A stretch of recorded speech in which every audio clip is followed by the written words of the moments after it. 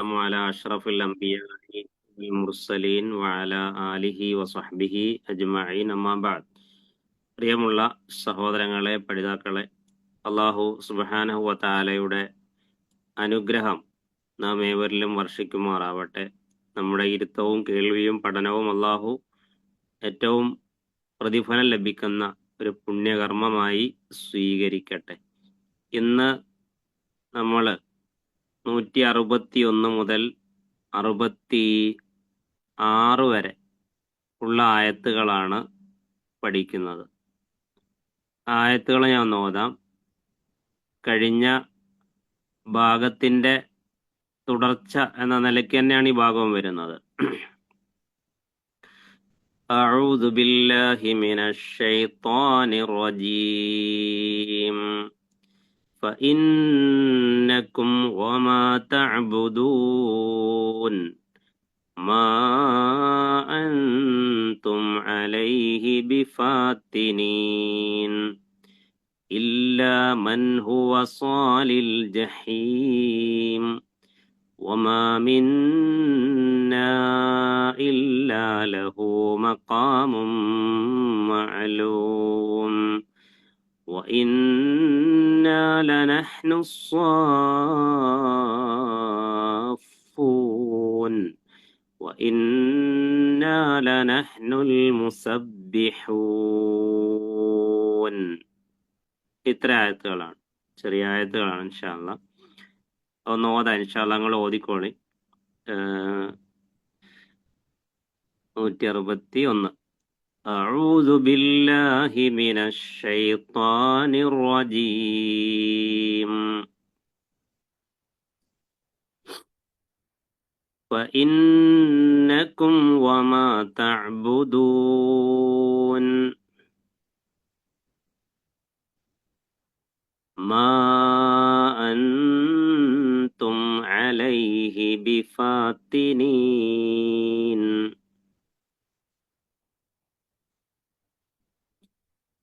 إلا من هو صال الجحيم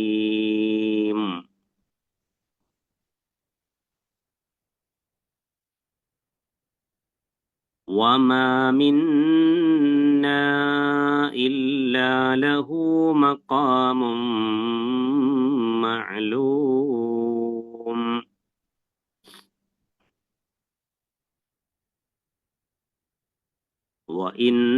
وإنا لنحن الصافون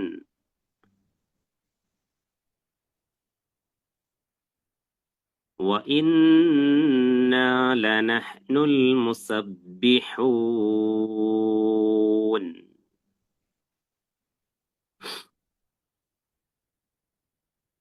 ഇപ്പൊ നമ്മൾ ഓതിയതില് പലർക്കും ചെറിയൊരു അബദ്ധം പറ്റാവുന്ന ഒന്നാണ് ഈ സുക്കൂനുള്ള മീം കഴിഞ്ഞതിന് ശേഷം വാവ് വരുമ്പോ മണിച്ചോതുന്നത്. ഫഇന്നകും അവിടെ സുക്കൂനുള്ള മീമുണ്ട്, അത് കഴിഞ്ഞ് സാക്കിന മീമിന് ശേഷം വാവാണ് വരുന്നത്. അവിടെ ഇൽഹാറു ഷഫവിയാണ്. സുക്കൂനുള്ള മീം കഴിഞ്ഞ് ബാഓ മീമോ അല്ലാത്ത അക്ഷരങ്ങളാണെങ്കിൽ ഇൽഹാർ ചെയ്ത് മണിക്കാതെയാണ് അവിടെ പാരായണം ചെയ്യേണ്ടത്. അത്തരം സ്ഥലങ്ങൾ നമ്മൾ പ്രത്യേകം ശ്രദ്ധിക്കണം ഇൻഷാ അല്ലാഹ്. അതേപോലെ 164 വചനത്തില് വമാ മിന്നാ ഇല്ലാ ലഹു മഖാമും മഅലൂം. മഖാമും മഅലൂം അവിടെ ഇദ്ഗാം ചെയ്ത് നന്നായി ഇദ്ഗാം ചെയ്ത് ഓതണം. തൻവീന് ശേഷം മീം വന്നത് നമുക്ക് കാണാൻ സാധിക്കും. ഇൻഷാ അല്ലാഹ് കൂടുതൽ വിശദമായ വ്യാഖ്യാനങ്ങൾ ആവശ്യമില്ലാത്ത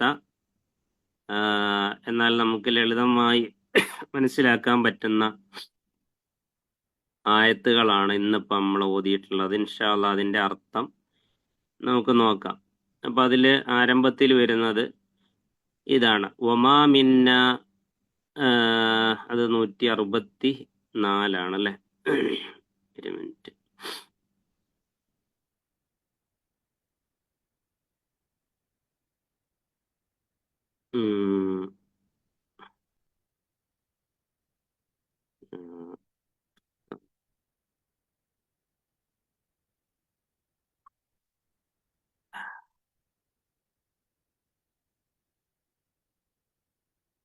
161.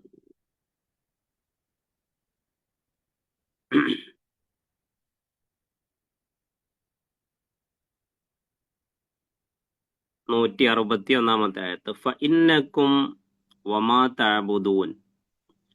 അള്ളാഹു സുബ്ഹാനഹു തആല പറയാണ് ഫഇന്നക്കും, അപ്പോ ഫ എന്ന് പറഞ്ഞാൽ അവിടെ അർത്ഥം അപ്പോൾ എന്നാണ്. ഫഇന്നക്കും, അപ്പോ നിങ്ങൾ, അല്ലെങ്കിൽ എന്നാൽ നിങ്ങൾ, വമാ തഅബുദൂൻ, നിങ്ങൾ ആരാധിച്ചു വരുന്നവയും. മക്കത്തെ മുശ്രിക്കുകളോട് അള്ളാഹു പറയാണ് നിങ്ങളും നിങ്ങൾ ആരാധിച്ചു വരുന്നതും. നമ്മൾ സൂറത്തുൽ കാഫിറൂൻ പഠിക്കുമ്പോൾ കാണാം, കുൽ യാ അയ്യുഹൽ കാഫിറൂൻ മാ തഅബുദു, അല്ലേ? കുൽ യാ അയ്യുഹൽ കാഫിറൂൻ ലാ അഅബുദു മാ തഅബുദൂൻ എന്നിങ്ങനെ കാണാം. അവിടെ അബദ എന്ന് പറഞ്ഞാൽ ആരാധിച്ചു, യഅബുദു, തഅബുദു, തഅബുദാനി, തഅബുദൂന. തഅബുദു വെച്ചാൽ നീ ആരാധിക്കുന്നു എന്നാ. തഅബുദാനി നിങ്ങൾ രണ്ടുപേർ, തഅബുദൂന നിങ്ങളൊക്കെ, ജം ആണ്. അപ്പൊ നിങ്ങളും നിങ്ങൾ ആരാധിച്ചു വരുന്നവയും തന്നെ. അള്ളാഹു പറയാണ് നിങ്ങൾ ആരാധിക്കുന്നതെന്ന് പറഞ്ഞാൽ മക്കത്തെ മുശ്രിക്കുകൾ ലാത്ത്, ഉസ്സ, മനാത്ത്, ഹുബല് തുടങ്ങി ഒരുപാട് ബിംബങ്ങളെയും വിഗ്രഹങ്ങളെയും ഒക്കെ വിളിച്ച് ആരാധിച്ചുകൊണ്ടിരിക്കുന്നുണ്ട്. അള്ളാഹു പറയാണ് മാ അൻതും അലൈഹി ബിഫാത്തിനീൻ. മാ അൻതും അലൈഹി ബിഫാത്തിനീൻ എന്ന് പറഞ്ഞാല് മാ അൻതും അലൈഹി ബിഫാത്തിനീൻ. മാ അൻതും നിങ്ങളല്ല, അലൈഹി അവന്റെ മേൽ, അല്ലെങ്കിൽ അവനെതിരായി, ബിഫാത്തിനീൻ കുഴപ്പത്തിലാക്കുന്നവർ. ഫിത്തിന നമ്മൾ കേട്ടിട്ടില്ലേ? ഫിത്തിന എന്ന് പറഞ്ഞാൽ എന്താ? കുഴപ്പമാണ്. അതുപോലെ പരീക്ഷണം എന്നർത്ഥമുണ്ട് ഫിത്തിനയ്ക്ക്. അപ്പൊ ഫത്തന എന്നതാണ് ക്രിയ. ഫത്തന യഫ്തിനു, ഫത്തന യഫ്തിനു, ഫത്തനൻ, ഫിത്തിനത്തൻ. അതുപോലെ ഫാത്തിൻ, ഫാത്തിൻ എന്ന് പറഞ്ഞാല് കുഴപ്പമുണ്ടാക്കുന്ന ആള്. ഇപ്പൊ ചില ആളുകളൊക്കെ പേര് കേൾക്കുമ്പോൾ രസത്തിന് എന്ത് ചെയ്യും? പേരിടും ഫാത്തിൻ എന്നൊക്കെ. ഫാത്തിൻ എന്ന് പറഞ്ഞാൽ ഫിത്തിന ഉണ്ടാക്കുന്നവെന്നാണ്. അപ്പം ശ്രദ്ധിക്കണം അർത്ഥം. അപ്പം മാ അൻതും അലൈഹി ബിഫാത്തിനീൻ, നിങ്ങൾ ആരാധിക്കുന്ന വസ്തുക്കളും നിങ്ങളും ഒന്നും അള്ളാഹ്ക്ക് ഒരു ബുദ്ധിമുട്ടുണ്ടാക്കുന്നില്ല. അള്ളാഹിനെ നിങ്ങൾ ആരും അതിന്റെ പേരിൽ കുഴപ്പത്തിലാക്കുന്നില്ല എന്നാണ് പറയുന്നത്. അള്ളാഹ്ക്കൊന്നും നഷ്ടപ്പെടാനില്ല, നിങ്ങൾക്കാണ് യഥാർത്ഥത്തിൽ നഷ്ടം എന്നാണ്. ഇല്ലാ മൻ ഹുവ സ്വാലിൽ ജഹീം, നിങ്ങൾ കുഴപ്പത്തിലാക്കുന്നത് ആരെയാണ്? ഇല്ലാമൻ, ഒരുവനെയല്ലാതെ, ഹുവ അവനാരാണ്? സ്വാലിൽ ജഹീം, നരകത്തിൽ കിടന്ന് എരിയുന്നവനാണ്, അല്ലെങ്കിൽ നരകത്തിൽ പ്രവേശിക്കുന്നവനാണ്. അപ്പൊ അതല്ലാതെ ഈമാനുള്ള ആളുകളെ, വിശ്വാസികളെ ഒരിക്കലും കുഴപ്പത്തിൽ അകപ്പെടുത്താൻ നിങ്ങൾക്ക് സാധിക്കുകയില്ല. നിങ്ങൾ ഇത്തരത്തിലുള്ള ബഹുദൈവാരാധന നടത്തുന്നത് കൊണ്ട് അള്ളാഹുവിന് യാതൊരു തരത്തിലുള്ള പ്രയാസവും നിങ്ങൾക്കുണ്ടാക്കാനും കഴിയില്ല എന്നാര് പറയുന്നു?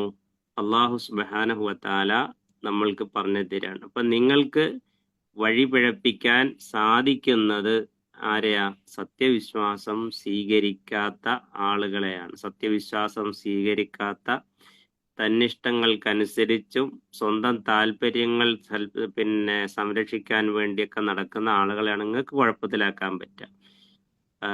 അള്ളാഹ്ക്കൊരു പ്രയാസവും നിങ്ങൾ അതുകൊണ്ട് ഉണ്ടാക്കുന്നില്ല. വിശ്വാസികളെയും നിങ്ങൾക്കതിൽ അകപ്പെടുത്താൻ കഴിയില്ല. വിശുദ്ധ ഖുർആനില് സൂറത്തുൽ ആറാഫ് 7-ാമത്തെ സൂറത്തിലെ 179-ാമത്തെ ആയത്തുണ്ട്. വളരെ ശ്രദ്ധിക്കേണ്ട ഒരായത്താണത്. അപ്പൊ ഈ നിങ്ങൾ കുഴപ്പത്തിലാക്കുന്ന, നിങ്ങൾ ഫിത്തനയിലാക്കുന്ന ആളുകളുടെ അവസ്ഥ എന്താണ്? നിങ്ങൾ ആയത്തൊക്കെ കേട്ടിട്ടുണ്ടാവും. ലഹും ഖുലൂബുൻ ലാ യഫ്ഖഹൂന ബിഹ. നിങ്ങൾ കുഴപ്പത്തിലാക്കുന്ന ആളുകൾ എന്ന് പറഞ്ഞാൽ അവർക്ക് ഹൃദയങ്ങളൊക്കെ ഉണ്ട്, മനസ്സുകളുണ്ട്, പക്ഷെ ലാ യഫ്ഖഹൂന ബിഹ, അവരതുകൊണ്ട് ആ മനസ്സിലേക്ക് ഉൾക്കൊള്ളേണ്ടത് ഉൾക്കൊള്ളുന്നില്ല, അതുകൊണ്ട് ചിന്തിക്കുന്നില്ല, ആലോചിക്കുന്നില്ല. വലഹും അഅ്യുനുൻ ലാ യുബ്സിറൂന ബിഹ, അവർക്ക് കണ്ണുകളൊക്കെ അല്ലാഹു കൊടുത്തിട്ടുണ്ട്, പക്ഷെ അതുകൊണ്ട് കാണേണ്ട സത്യങ്ങളെ അവർ കാണുന്നില്ല. വലഹും ആദാനുൻ ലാ യസ്മഊന ബിഹ, അവർക്ക് കാതുകൾ, ചെവികൾ കേൾക്കാൻ അല്ലാഹു കൊടുത്തിട്ടുണ്ട്, പക്ഷെ അതുകൊണ്ട് കേട്ട് മനസ്സിലാക്കേണ്ട സത്യങ്ങളെയും യാഥാർത്ഥ്യങ്ങളെയും അവർ കേട്ട് മനസ്സിലാക്കുന്നില്ല. എന്നിട്ട് അല്ലാഹു പറയാണ്, ഇങ്ങനെ അല്ലാഹു കണ്ണും കാതും മനസ്സും എല്ലാം കൊടുത്തിട്ടും അതുകൊണ്ട് ചെയ്യേണ്ട നന്മകൾ ചെയ്യാത്ത, അതിന്റെ ധർമ്മം നിർവഹിക്കാത്ത ആളുകൾ ഉലായിക കൽ അൻആം, കന്നുകാലികളെ പോലെയാണ്. നമ്മളൊക്കെ വീട്ടിൽ വളർത്തുന്ന ആടും പശുവും അതിനെ പോലെയാണ് അവര്. എന്താ, അത് കന്നുകാലിയെ ഇകഴ്ത്തിയതല്ല. കാരണം ഒരു ആടിനോ അല്ലെ ഒരു പശുവിനോ നമ്മൾ പറയുന്ന ഒന്നും മനസ്സിലാകില്ല. അതിന്റെ മുമ്പിൽ കിതാബ് കൊണ്ടുപോയി വായിച്ചിട്ട് കാര്യമില്ല. ബൽ ഹും അദൽ, അല്ല അതിനേക്കാൾ തരം താന്നവരാണ്. എന്താ കാരണം? കന്നുകാലിയെ പോലെ എന്ന് പറയാൻ കാരണം ഉലായിക ഹുമുൽ ഗാഫിലൂൻ, അവര് തികഞ്ഞ ഗഫലത്തിലാണ്. നബിമാരെ അയക്കുന്നു, വേദഗ്രന്ഥങ്ങൾ ഇറക്കി കൊടുക്കുന്നു, പരലോകത്തെ പറ്റി പറയുന്നു, ചിന്തിക്കാൻ പറ്റുന്ന പ്രാപഞ്ചിക ദൃഷ്ടാന്തങ്ങൾ അവർക്ക് മുമ്പിൽ കൊണ്ടുവരുന്നു. എന്നിട്ടൊന്നും അള്ള കൊടുത്ത ബുദ്ധി കൊണ്ട് അവർ ചിന്തിക്കുന്നില്ല, അള്ള കൊടുത്ത കണ്ണുകൊണ്ട് അവർ ആ സത്യത്തെ കാണുന്നില്ല, അള്ളാഹു കൊടുത്ത കാത് കൊണ്ട് അവർ ആ സത്യത്തെ കേൾക്കുന്നില്ല.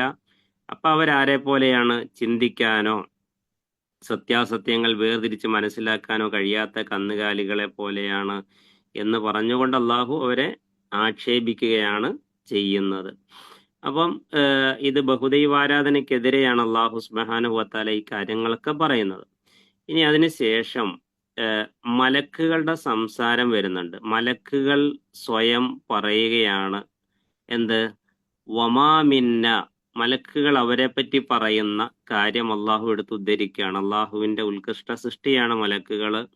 അവരില് നമ്മൾ പഠിച്ചിട്ടുണ്ട്, ആണും പെണ്ണും എന്നൊരു വർഗം മലക്കുകളിലില്ല. അതുപോലെ തന്നെ മനുഷ്യരെ പോലെയും ജിന്നുകളെ പോലെയും വിവാഹമോ സന്താനങ്ങളോ കുടുംബജീവിതമോ ഒന്നും അവരിലില്ല. അതേപോലെ തന്നെ അനുസരിക്കുക, അനുസരണക്കേട് കാണിക്കുക, ഇങ്ങനെ രണ്ടും കൂടി ചേർന്നതല്ല മലക്കുകളുടെ പ്രകൃതി. അള്ളാഹു കൽപ്പിക്കുന്ന കാര്യങ്ങൾ അതേപടി അനുസരിക്കുന്ന, അള്ളാഹുവിന്റെ കൽപ്പനകൾക്ക് അതെന്താ അള്ള അങ്ങനെ പറഞ്ഞത്, എന്താ അള്ള ഇങ്ങനെ പറഞ്ഞത് എന്ന് പോലും ചിന്തിക്കാത്ത, റബ്ബ് എന്ത് പറഞ്ഞാലും അത് അതേപടി അനുസരിക്കുന്ന അള്ളാഹിന്റെ ഉത്കൃഷ്ട സൃഷ്ടികളാണ് മലക്കുകൾ. അപ്പൊ ആ മലക്കുകൾ പറയാണ് വമാ മിന്നാ ഇല്ലാ ലഹു മഖാമും മഅലൂം. വമാ മിന്ന, ഞങ്ങളിൽ നിന്ന് ഒരാളുമില്ല, ഒരൊറ്റ മലക്കുമില്ല, ഇല്ലാ ലഹു, തനിക്കില്ലാതെ, മക്കാം. മക്കാം എന്ന് പറഞ്ഞാൽ എന്താ? നമ്മളെ നാട്ടിലൊക്കെ മക്കാം എന്ന് പറയുമ്പോൾ ഓർമ്മ വരിക ഈ പറഞ്ഞ മഹാന്മാരെ കബറടക്കി അല്ലെ, അവിടെ ഇത്തരത്തിലുള്ള ആരാധനകൾ അവർക്ക് വേണ്ടി ചെയ്യുന്ന, അള്ളാഹു ഇഷ്ടപ്പെടാത്ത കുറേ ബിദഅത്തുകൾ നടത്തപ്പെടുന്ന ഒരു സ്ഥലം എന്നുള്ളതാണ് മക്കാം എന്ന് പറഞ്ഞാല്. ഇപ്പൊ മക്കാമു ഇബ്രാഹിം എന്ന് പറയുന്നുണ്ട്. ഇബ്രാഹിം നബിന്റെ ഖബർ എന്നല്ല, അല്ലെ ജാറോ എന്നല്ല, മറിച്ച് ഇബ്രാഹിം നബി അലൈഹി ഇസ്ലാം നിന്ന സ്ഥലം.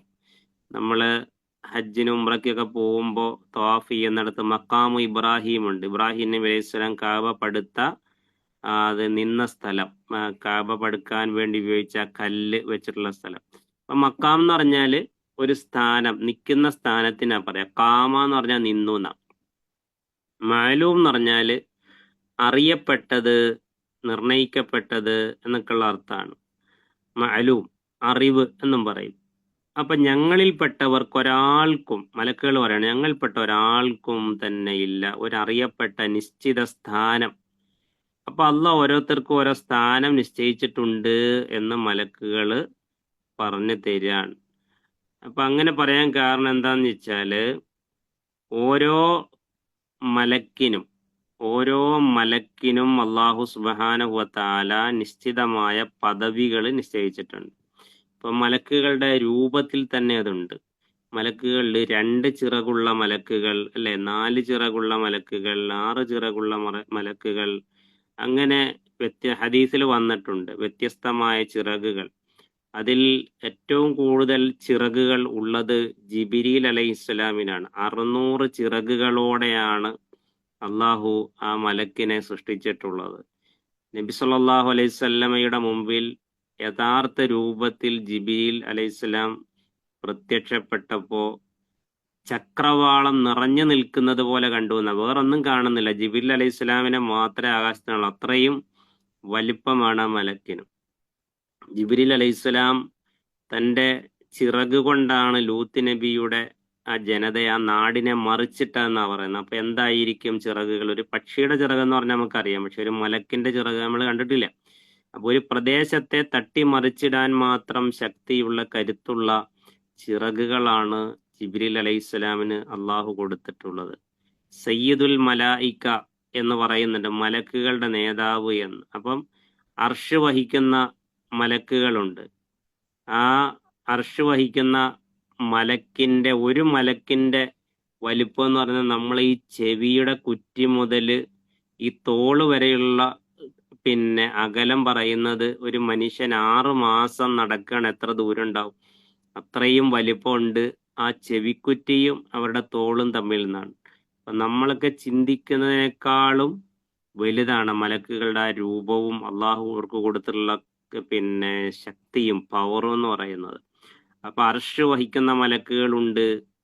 മീക്കായിൽ നമുക്കറിയാം, ഇസ്രാഫീലുണ്ട് സൂറന്ന കാഹളത്തിൽ ഊതാൻ. കർമ്മം എഴുതി വെക്കുന്ന മലക്കുകളുണ്ട്, ഖബറിൽ ചോദ്യം ചോദിക്കുന്ന മലക്കുകളുണ്ട്. അങ്ങനെ തുടങ്ങി ലക്ഷക്കണക്കിന് കോടിക്കണക്കിന് മലക്കുകൾ ഈ പ്രപഞ്ചത്തിൽ ഉണ്ട്, ആകാശലോകത്തുണ്ട്. അവർ ഭൂമിയിലേക്ക് ഇറങ്ങി വരുന്നുണ്ട്. അപ്പൊ അവർക്കൊക്കെ അള്ളാഹു കൊടുത്തിട്ടുള്ള ചുമതലകളുണ്ട്, സ്ഥാനങ്ങളുണ്ട്. അതിനൊക്കെ അതിൻ്റെതായ മഹത്വവും ഏറ്റക്കുറവൊക്കെ ഉണ്ട്. മഹാനായ വഹാഖ് റഹ്മഹുല്ല ഈ ആയത്ത് വിശദീകരിച്ചെടുത്ത് പറയുന്നുണ്ട്. വഹാഖ് എന്ന് പറഞ്ഞാൽ താബി പണ്ഡിതനാണ്. അദ്ദേഹം ആയിഷ റളിയല്ലാഹു അൻഹ ഉദ്ധരിക്കുകയാണ്, അന്നഹ കാലത്ത്, അവർ പറഞ്ഞു, കാല റസൂലുള്ളാഹി സ്വല്ലല്ലാഹു അലൈഹി വസല്ലം, നബി പറഞ്ഞതായി പറയാൻ, മാ മിനസ് സമാഇ ദുനിയ മൗളിഉൻ ഇല്ലാ അലൈഹി മലക്കുൻ സാജിദുൻ ഔ ഖായിമുൻ. ആലോചിച്ച് നോക്കൂ. അതായത് ഈ ആകാശ ലോകത്തുണ്ടല്ലോ, നമ്മളെ ഈ ദുനിയാവിലെ ആകാശം, നമ്മൾ മുകളിലേക്ക് നോക്കുമ്പോൾ കാണുന്ന ആകാശത്തിനാണ് ദുനിയാവിന്റെ ആകാശം എന്ന് പറയാം. പിന്നെയാണ് രണ്ടാനാകാശം, 3, 4, 5, 6, 7 ഒക്കെ വരുന്നത്. അപ്പൊ മാ മിനസ്സമായി ദുനിയാവിലെ ആകാശത്തിൽ ഒരിടവുമില്ല, മൗലിഉൻ ഇല്ല അലൈഹി മലക്കുൻ സാജിദുൻ ഔ ഖായിമുൻ. അവിടെ ഒന്നുകിൽ ഒരു മലക്ക് സുജൂദ് ചെയ്തുകൊണ്ടേയിരിക്കുകയാണ്, അല്ലെങ്കിൽ ഒരു മലക്ക് നിന്ന് നിസ്കരിച്ചുകൊണ്ടേയിരിക്കുകയാണ്. അപ്പം ഈ ദുനിയാവിലെ ആകാശം എന്ന് പറഞ്ഞാൽ നമ്മൾ കാണുന്നിടത്ത് മലക്കുകൾ നിറഞ്ഞു നിൽക്കുക എന്ന് പറഞ്ഞാൽ മലക്കുകൾ നിറഞ്ഞു നിൽക്കുകയാണ്. അപ്പം ഇത് അവർക്ക് അള്ളാഹു കൊടുത്തിട്ടുള്ള ഒരു മക്കാം, ഒരു സ്ഥാനമാണ്. ഓരോ സ്ഥലത്തും ഓരോ മലക്കുകൾ നിശ്ചയിക്കപ്പെട്ടത് പ്രകാരം അള്ളാഹുവിനെ ഇബാദത്ത് ചെയ്തുകൊണ്ടിരിക്കുകയാണ്. പിന്നെ 165 ആയത്തിൽ അള്ളാഹു പറഞ്ഞത്, വ ഇന്നാ ലനഹ്നു സാഫൂൻ, ഞങ്ങളില് ആരുണ്ട്, അണികൾ കെട്ടുന്നവരുണ്ട്. വ ഇന്നാ ലനഹ്നു, തീർച്ചയായും ഞങ്ങൾ തന്നെ, അസ്വാഫൂൻ, അണികെട്ടി നിൽക്കുന്നവരാണ്. അപ്പൊ മലക്കുകൾക്ക് അള്ളാഹു സുബ്ഹാനഹു വ തആല കൊടുത്ത 3 പ്രധാനപ്പെട്ട കഴിവുകളിൽ ഒന്നാണ് സഫ് കെട്ടാനുള്ള കഴിവെന്ന് പറയുന്നത്. എന്നുവെച്ചാല്, ഒന്ന് അവർക്ക് സഫ് കെട്ടാനുള്ള കഴിവ്, മറ്റൊന്ന് അവരുദ്ദേശിച്ച രൂപത്തിലേക്ക് അള്ളാഹുവിന്റെ അനുമതിയോടുകൂടി മാറാനുള്ള കഴിവ്. അങ്ങനെയാണ് നബീന്റെ അടുക്കൽ സ്വഹാബികളൊക്കെ ഇരിക്കുമ്പോൾ ഒരു ചെറുപ്പക്കാരന്റെ രൂപത്തിൽ ജിബ്രീൽ അലൈഹിസ്സലാം വന്നത്. അതേപോലെ തന്നെ മലക്കുകളുടെ വേഗത, സെക്കൻഡുകൾ കൊണ്ട് കോടിക്കണക്കിന് കിലോമീറ്ററുകൾ സഞ്ചരിക്കാൻ പറ്റും. ഖുദ്റത്തു സുർഅ എന്നാ പറഞ്ഞത്. 3 കഴിവുകൾ അള്ളാഹു അവർക്ക് കൊടുത്തതാണ്. വേഗത്തിൽ കോടിക്കണക്കിന് കിലോമീറ്ററുകൾ താണ്ടാൻ അവർക്ക് പറ്റും. അപ്പോ മലക്കുകളെ പറ്റി പറയുന്നിടത്താണ് ഈ ഇന്നക്കിഫു സുഫൂഫൻ ഫിത്താഅ, അള്ളാന് കീഴൊതുങ്ങി അള്ളാന് വിധേയപ്പെട്ട് ഞങ്ങൾ സൊഫുകളായി നിലകൊള്ളുന്നു. മലക്കുകളുടെ സൊഫിനെ പറ്റി പറയാൻ ഖുർആനിൽ വസ്സാഫാത്തി സൊഫ എന്ന് പറയുന്നുണ്ട്, അണികെട്ടുന്നവ തന്നെ സത്യം.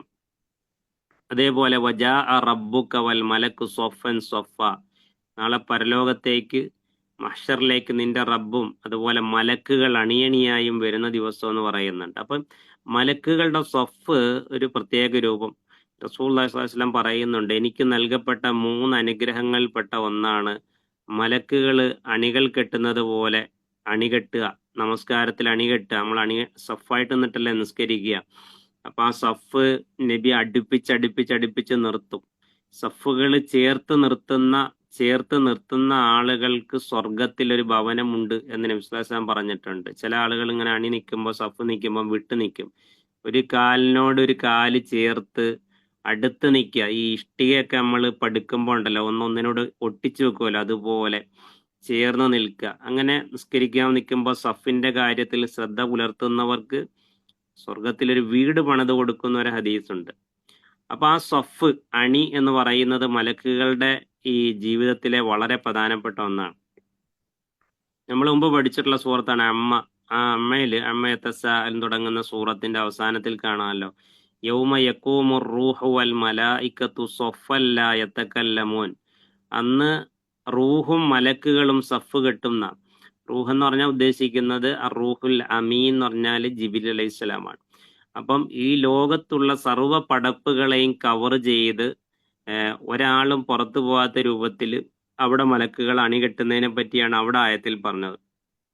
അപ്പൊ വ്യത്യസ്തമായ രൂപത്തിൽ അവര് സഫ് കെട്ടുന്നുണ്ടാവും. അപ്പൊ ഇത് അള്ളാഹു മലക്കുകൾ കൊടുത്ത ഒരു വലിയൊരു അനുഗ്രഹമാണ് സഫ് കെട്ടുക എന്നുള്ളത്. അത് കഴിഞ്ഞാൽ പിന്നെ 166-ാമത്തെ ആയത്തിൽ അള്ളാഹു പറയുന്നത് വ ഇന്നാ ലനഹ്നുൽ മുസബ്ബിഹൂൻ, വ ഇന്നാ ലനഹ്നുൽ മുസബ്ബിഹൂൻ എന്നാണ്. വ ഇന്നാ ലനഹ്നുൽ മുസബ്ബിഹൂൻ, തീർച്ചയായും ഞങ്ങൾ തന്നെയാണ് അൽ മുസബ്ബിഹൂൻ, തസ്ബീഹ് നടത്തുന്ന ആളുകളും. സബ്ബഹ എന്ന് പറഞ്ഞാല് തസ്ബീഹ് ചെയ്യുക, അള്ളാഹിനെ പ്രകീർത്തിക്കുക എന്നാണ് അർത്ഥം. മുസബ്ബിഹ് എന്ന് പറഞ്ഞാല് അള്ളാഹുവിന് പ്രകീർത്തനം അർപ്പിക്കുന്നവൻ എന്നാണ് അതിന്റെ അർത്ഥം. സബ്ബിഹ് എന്ന് പറഞ്ഞാല് നമ്മള് സൂറത്തുൽ അഅലയിൽ തുടങ്ങുന്ന സബ്ബിഹ് എന്ന് പറഞ്ഞിട്ടാണ്. സബ്ബിഹ് ഇസ്മ റബ്ബിക്കൽ അഅല, അള്ളാഹുവിന്റെ അത്യുന്നതനായ നിന്റെ റബ്ബിന്റെ നാമത്തെ നീ പ്രകീർത്തിക്കുക. അങ്ങനെയുള്ള ആയത്ത് ഓതുമ്പം വരുമ്പോൾ നബി സല്ലല്ലാഹു അലൈഹി വസല്ലം സബ്ബിഹ് ഇസ്മ റബ്ബിക്കൽ അഅല ഓതിക്കഴിഞ്ഞാൽ ഉടനെ മെല്ലെ പറയുമായിരുന്നു സുബ്ഹാന റബ്ബിയൽ അഅല, സുബ്ഹാന റബ്ബിയൽ അഅല. ഖുർആൻ ഓതുമ്പം അള്ളാഹിനെ പ്രകീർത്തിക്കേണ്ട സ്ഥലത്ത് തസ്ബീഹ് ചൊല്ലും. അള്ളാഹുവിനെ സ്തുതിക്കേണ്ട ആയത്തുകൾ വരുമ്പോൾ അവിടെ നബി പ്രത്യേകം ഹംദ് ചൊല്ലും. അള്ളാഹുവിനെ മഹത്വപ്പെടുത്തുന്ന ആയത്തുകൾ വരുമ്പോൾ അവിടെ നബി അള്ളാഹു അക്ബർ എന്ന് പറയും, അല്ലെ? അതേപോലെ നരകത്തിന്റെ ആയത്തുകളെ പറ്റി പറയുമ്പം നബി ഇസ്തിആത്ത്, ശരണം തേടും. സ്വർഗത്തെ പറ്റി പറയുന്ന ആയത്തുകൾ ഓതി വരുമ്പോൾ അവിടെ അത് അള്ളാഹുവിനോട് ചോദിക്കും. അങ്ങനെയാണ് നബി സ്വല്ലല്ലാഹു അലൈഹി വസല്ലം ഖുർആൻ ഓതിയിരുന്നത്. അർത്ഥം അറിഞ്ഞാലേ നമുക്ക് അങ്ങനെ ചെയ്യാനും പറ്റുള്ളൂ. അപ്പൊ ഇവിടെ മലക്കുകളെ പറ്റി പറയാണ്, ഞങ്ങൾ അള്ളാഹുവിന് തസ്ബീഹ് ചെയ്തുകൊണ്ടിരിക്കുന്നവരാണ് എന്ന്. ഒരു തസ്ബീഹ് ചെയ്തുകൊണ്ടിരിക്കുകയാണ്. അള്ളാഹുവിന് എപ്പോഴും തസ്ബീഹ് ചെയ്യുക എന്നുള്ളതാണ് മലക്കുകളുടെ പ്രധാനപ്പെട്ട ഒരു കാര്യം. അവര് നിരന്തരം അള്ളാഹുവിന് തസ്ബീഹ് ചെയ്തുകൊണ്ടേയിരിക്കും, എപ്പോഴും അള്ളാഹുവിനെ പ്രകീർത്തിച്ചുകൊണ്ടേയിരിക്കും. നമുക്ക് എന്തെങ്കിലും ഒരു കാര്യം ചെയ്യുമ്പോൾ ഒരു മടുപ്പ് അല്ലെങ്കിൽ ഒരു ക്ഷീണം ഒക്കെ വരുമല്ലോ. ഇപ്പൊ ചില സമയത്തൊക്കെ നിസ്കരിക്കാൻ വേണ്ടി ഇപ്പൊ നിസ്കരിക്കാൻ ഒരു മൂഡ് കിട്ടണില്ല, ദുആ ചെയ്യാൻ ഒരു ഉഷാറ് കിട്ടണില്ല, അല്ലെ? എന്നിങ്ങനെ നമ്മൾ ഇബാദത്ത് ചെയ്യുന്ന വിഷയത്തിൽ തന്നെ പറയും, ഒരു ഇബാദത്ത് ചെയ്യാൻ ഒരു സുഖം കിട്ടണില്ല, ഒരു ഇത് കിട്ടുന്നില്ല എന്ന്. പക്ഷെ മലക്കുകളെ സംബന്ധിച്ചുള്ള അവരുടെ ജീവിതത്തിൽ ഒരിക്കലും പറയാത്ത ഒരു വാക്കാണത്. അവർക്ക് മടുപ്പില്ല, അവർക്ക് ക്ഷീണം ബാധിക്കില്ല. മലക്കുകൾക്ക് ഒരു ജോലി ചെയ്തിട്ട് ക്ഷീണിച്ചു എന്ന് അവർ പറയൂല. അത് നമ്മൾ പറയുന്നതാണ്. നമ്മളെ ശരീരത്തിന്റെ പ്രത്യേകത അങ്ങനെയാണ്. ഖുർആനിലെ 21-ാമത്തെ സൂറത്തിലെ 20-ാമത്തെ ആയത്തിൽ കാണാം, യുസബ്ബിഹൂനൽ ലൈല വന്നഹാർ ലാ യഫ്തുറൂൻ. അതായത് അവര് രാവ് പകല് എന്ന വ്യത്യാസമില്ലാതെ അള്ളാഹ് ഇങ്ങനെ നിരന്തരം തസ്ബീഹ് ചെയ്തുകൊണ്ടേയിരിക്കുകയാണ്. സുബ്ഹാനല്ലാ എന്നിങ്ങനെ ചൊല്ലിക്കൊണ്ടിരിക്കുകയാണ്, അല്ലെങ്കിൽ അതുപോലെയുള്ള ദിക്റുകൾ ചൊല്ലിക്കൊണ്ടിരിക്കുകയാണ്. ലാ യഫ്തുറു എന്ന് പറഞ്ഞില്ല, അവർക്ക് ഒരിക്കലും തളർച്ച ബാധിക്കില്ല. ഇബാദത്ത് ചെയ്തതിന്റെ പേരിൽ ഒരിക്കലും അവർക്ക് തളർച്ച ബാധിക്കുകയേയില്ല എന്നാണ് പറഞ്ഞത്. അങ്ങനെ നിരന്തരം അള്ളാഹ് ഇങ്ങനെ തസ്ബീഹ് ചെയ്തുകൊണ്ടേയിരിക്കും മലക്കുകൾ. ഖുർആനിലെ 40-ാമത്തെ സൂറത്ത് 7-ാമത്തെ ആയത്ത് നിങ്ങൾ നോട്ട് ചെയ്ത് വെക്കണേ.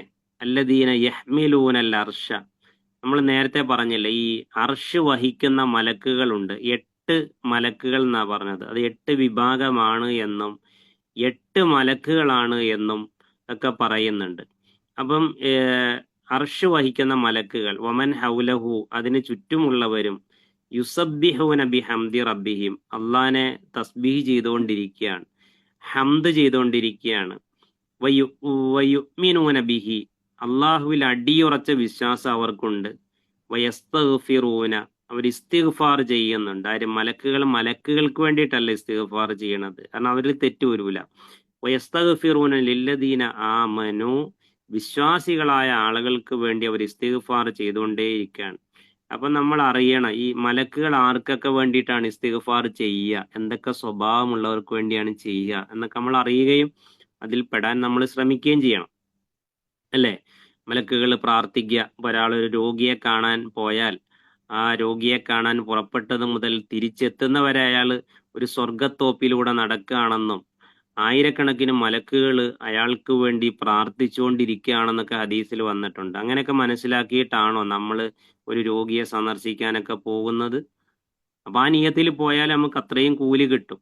നമ്മൾ ഒരു രോഗിയെ കാണാൻ വേണ്ടിയിട്ട് പിന്നെ പോവാണ്, അപ്പൊ അവിടെ നിയത്ത് നന്നാവണം. ഇപ്പൊ അവനവിടെ ആശുപത്രി കിടക്കുമ്പോൾ അവളവിടെ ആശുപത്രി അഡ്മിറ്റ് ആയിട്ട് ഞാൻ പോയില്ലെങ്കിൽ പിന്നെ അവള് ഡിസ്ചാർജ് ആയി വന്നാൽ പറയും, ഞാനൊന്ന് സുഖമില്ലാണ്ട് നീ വന്നില്ലല്ലോ, കണ്ടില്ലല്ലോ, പരാതി പറയാ, പരാതി കേൾക്കാൻ പറ്റൂല എന്നും പറഞ്ഞു പോയാൽ ആ കൂലി കിട്ടൂല. നല്ല നീയത്തില് നമ്മുടെ വേണ്ടപ്പെട്ട ഒരാളാണ്, എനിക്ക് ഇഷ്ടപ്പെട്ട ഒരാളാണ്, ഞാൻ പോയി കാണേണ്ട ഒരാളാണ്, എൻ്റെ സഹോദരനാണ്, സഹോദരിയാണെന്നുള്ള നിലയ്ക്ക് നല്ല നീയത്തോടു കൂടി പോയി ഒരു രോഗിയെ കണ്ട് സന്ദർശിച്ച് ആശ്വസിപ്പിച്ച് പ്രാർത്ഥിച്ച് മടങ്ങിയാൽ ആയിരക്കണക്കിന് മലക്കുകൾ അവന് വേണ്ടി പ്രാർത്ഥിക്കുന്നതാണ്.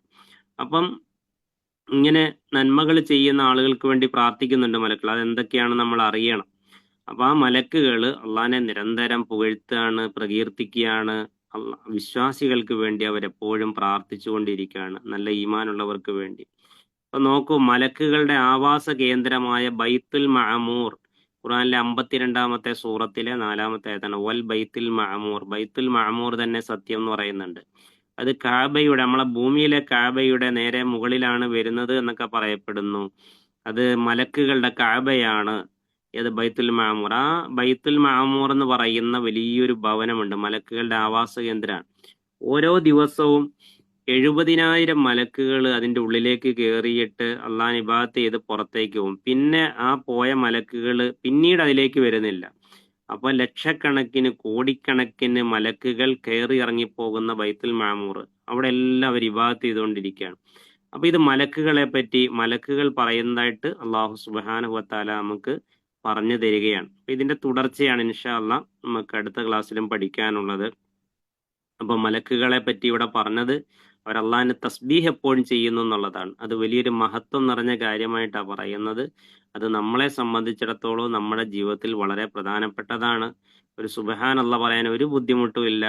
എങ്ങോട്ടെങ്കിലും നടക്കുമ്പോഴോ പോകുമ്പോഴോ പറമ്പിൽ പണിയെടുക്കുമ്പോഴോ അല്ലേ, എപ്പോ വേണേലും നമുക്ക് പറയാൻ പറ്റും. പക്ഷെ നാളെ നമ്മൾ മഹ്ശറിൽ എത്തുമ്പോൾ നമ്മുടെ മീസാനിൽ ഏറ്റവും വെയിറ്റ് ഉള്ള ചില സാധനങ്ങൾ ഉണ്ടാവും. അത് നമ്മൾ ചൊല്ലിയ തസ്ബീഹുകളും തഹ്മീദുകളും ദിക്റുകളും ഒക്കെ ആയിരിക്കും. അത് നമ്മൾ പ്രത്യേകം ശ്രദ്ധിക്കുക, ചൊല്ലുക, നല്ല നിയ്യത്തോടു കൂടി ചെയ്യുക. കാരണം നമ്മുടെയൊക്കെ ഏറ്റവും വലിയ ലക്ഷ്യം പരലോകമാണ്, സ്വർഗമാണ്. അതിനു വേണ്ടിയുള്ള പെടാപ്പാട് നമ്മൾ പെടണം. അങ്ങനെ പെട്ടെന്ന് പറ്റൂലല്ലോ സ്വർഗത്തിലേക്ക് പോകാൻ. അതിനുവേണ്ടി നമ്മൾ കഷ്ടപ്പെടേണ്ടതുണ്ട്. അപ്പൊ ഇന്ന് നമ്മൾ പഠിച്ച ആയത്തുകളൊക്കെ വളരെ പ്രധാനപ്പെട്ട അറിവുകൾ നമുക്ക് നൽകുന്ന ആയത്തുകളാണ്. ആയത്തുകളെ ഉൾക്കൊള്ളുക, അതിന്റെ അർത്ഥം മനസ്സിലാക്കുക, അതനുസരിച്ച് ജീവിക്കാൻ നമ്മൾ ഓരോരുത്തരും ശ്രദ്ധിക്കുക. അള്ളാഹു സുബ്ഹാനഹു വ തആല അതിന് തൗഫീഖ് പ്രദാനം ചെയ്യുമാറാവട്ടെ. മുഹറം മാസത്തിലാണ് നമ്മൾ ഉള്ളത്, പവിത്രമായ മാസം. അതിലെ താസുഅ, ആശൂറ, മുഹറം 9, 10 നോമ്പുകൾ വരാനിരിക്കുകയാണ്. നാട്ടിലാണെങ്കിൽ വ്യാഴവും വെള്ളിയാണ്. ഇവിടെ കുവൈറ്റിലൊക്കെ ബുധനും വ്യാഴമായിട്ടാണ് വരുന്നത്. തലേന്നും പിറ്റേന്നും മാസം കണ്ടതിന്റെ അടിസ്ഥാനത്തിലാണ്. അപ്പൊ ആ നോമ്പ് വളരെ പ്രധാനപ്പെട്ടതാണ്. കഴിഞ്ഞുപോയ അല്ലെങ്കിൽ കഴിഞ്ഞുപോയ ഒരു വർഷത്തെ പാവങ്ങൾ പൊറുക്കാൻ മാത്രം പര്യാപ്തമാണ്. നമുക്ക് 9, 10 എന്നുള്ള നിലയ്ക്ക് നോക്കാം, അതല്ലെങ്കിൽ 10, 11 എന്നുള്ള നിലയ്ക്ക് നമുക്ക് ആ നോമ്പ് എടുക്കാവുന്നതാണ്. 9, 10 എന്ന രൂപത്തിൽ എടുക്കുന്നതായിരിക്കും കൂടുതൽ നല്ലത്. ആ നോമ്പ് നമ്മൾ മിസ് ചെയ്യരുത്, വളരെ പ്രധാനപ്പെട്ട നോമ്പാണ്. റമദാൻ കഴിഞ്ഞാൽ റസൂലുള്ള ഏറ്റവും ഇഷ്ടപ്പെട്ട നോമ്പാണ്. ആശൂറ നോമ്പെടുക്കുന്ന സമയത്ത് നബി അങ്ങേയറ്റം സന്തോഷിച്ചിരുന്നു എന്നൊക്കെ ഹദീസിൽ കാണാം. കാരണം മൂസാ നബി അലൈഹി ഇസ്ലാമിനെ അള്ളാഹു രക്ഷപ്പെടുത്തി, ഇസ്രായേലിനെ രക്ഷപ്പെടുത്തി. ലോകത്ത് ഞാനാണ് റബ്ബെന്ന് വാദിച്ച ഫിറൗനെ അള്ളാഹു നിന്ദ്യമായി കടലിൽ മുക്കിക്കൊന്നു. ആ ദിവസമാണ് മുഹറം 10. അതിൽ എവിടെയും നഹസില്ല. ആ ദിവസം നെഹ്സായി ആചരിക്കുന്ന ആളുകൾ ഷിയാക്കളാണ്.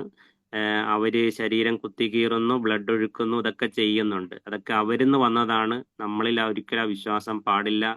മുഹറം 10 കഴിയട്ടെ എന്നിട്ട് കല്യാണം നടത്താം, മുഹറം 10 കഴിയട്ടെ എന്നിട്ട് വീട്ടിൽ കയറി താമസിക്കാം, കല്യാണം നടത്താം, ഇങ്ങനെ ഒന്നും ചിന്തിക്കാൻ പാടില്ല. അതൊക്കെ തൗഹീദിനെതിരാണ്. എല്ലാ ദിവസവും ഒരുപോലെയാണ്. അള്ളാഹു ആണ് അതിൽ നമുക്ക് ഖൈറും ഷർറും തരുന്നത്. അള്ളാഹ് കണക്കാക്കിയ ഖളാ ഖദറുണ്ട്. അതിനപ്പുറം ഒന്നും സംഭവിക്കുകയില്ല എന്ന് നമ്മൾ മനസ്സിലാക്കുക. അള്ളാഹു സുബ്ഹാനഹു തആല ശരിയായ വിശ്വാസം പിന്തുടർന്ന് നല്ല വിശ്വാസികളായി ജീവിക്കാൻ നമുക്കെല്ലാം തൗഫീക്ക് പ്രദാനം ചെയ്യട്ടെ. നമ്മൾ ഇന്നത്തെ ക്ലാസ് ഇവിടെ അവസാനിക്കുകയാണ്. ഇതിൽ പങ്കെടുത്ത എല്ലാ സഹോദരങ്ങൾക്കും സഹോദരിമാർക്കും അള്ളാഹു അർഹമായ പ്രതിഫലം പ്രദാനം ചെയ്യട്ടെ. നന്മയുടെ മീസാനിൽ ഏറ്റവും കനം തൂങ്ങുന്ന ഒരു പുണ്യകർമ്മമായി അള്ളാഹു നമ്മുടെ ഈ കൂടിച്ചേരലിനെ സ്വീകരിക്കട്ടെ.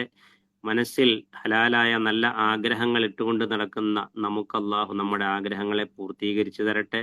ജീവിതം എന്ന് പറഞ്ഞാൽ അത് പരീക്ഷണങ്ങളും പ്രയാസങ്ങളുമാണ്, സുഖങ്ങളും അല്ലെങ്കിൽ സുഖയാത്രകളുമല്ല. ആ പരീക്ഷണങ്ങളെ ഏറ്റവും നല്ല ക്ഷമയോടെ നേരിടാൻ അള്ളാഹു തൗഫീക്ക് പ്രദാനം ചെയ്യുമാറാവട്ടെ.